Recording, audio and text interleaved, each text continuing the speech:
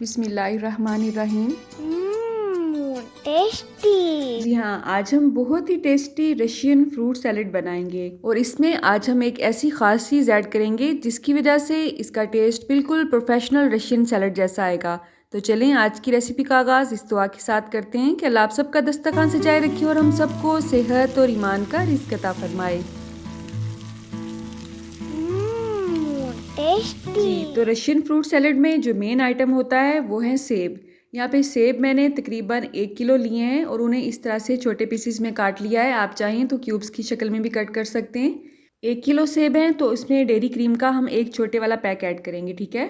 Dairy cream के बगैर भी रशियन सैलेड बनाते हैं बहुत से लोग, लेकिन अगर आप ये ऐड करेंगे तो रशियन सैलेड का टेस्ट इंशाल्लाह बहुत ही अच्छा बनेगा।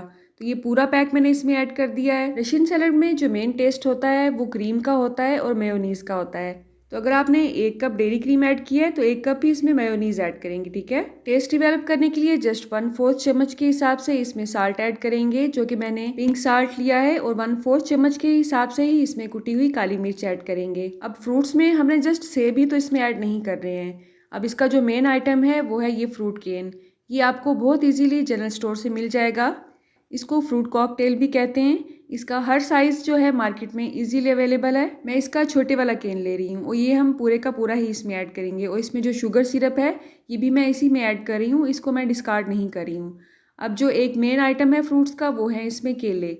इसके अलावा इसके टेस्ट को डेवलप करने के लिए हम इसमें मेन आइटम ऐड करेंगे और वो है आइसिंग शुगर, जो कि बहुत कम लोग जानते हैं। वैसे तो आइसिंग शुगर को आप घर में भी रेडी कर सकते हैं, लेकिन अगर आप इस तरह से बनी बनाई आइसिंग शुगर मार्केट से लेके इसमें ऐड करेंगे तो इसका टेस्ट ही अलग आएगा, और यही वो सीक्रेट इंग्रेडिएंट है जो कि हमने इसमें ऐड करना है। बहुत से लोग ये समझते हैं कि चीनी को जस्ट ग्राइंड कर लिया जाए तो आइसिंग शुगर रेडी हो जाती है।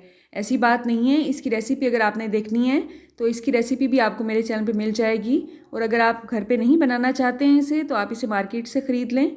लेकिन आप यकीन करें कि अगर आप इसे ट्राई करेंगे एक बार तो आपको ज़रूर फ़र्क महसूस होगा कि इसे डालने से रशियन सैलेड का टेस्ट वाकई प्रोफेशनल रशियन सैलेड वाला आता है।